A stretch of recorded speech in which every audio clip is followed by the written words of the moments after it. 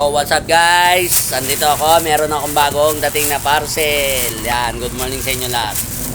Yung aking parcel is yung aking gamit sa pagbabarangay. So yan tingnan nyo, puro kalawang na yung aking damit. Dahil dito sa aking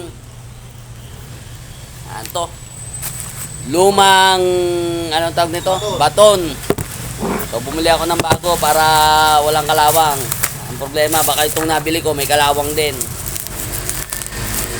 So yan, buksan natin guys. Ayaw pa buksan, ang tigas. Yon see? One silver, yan.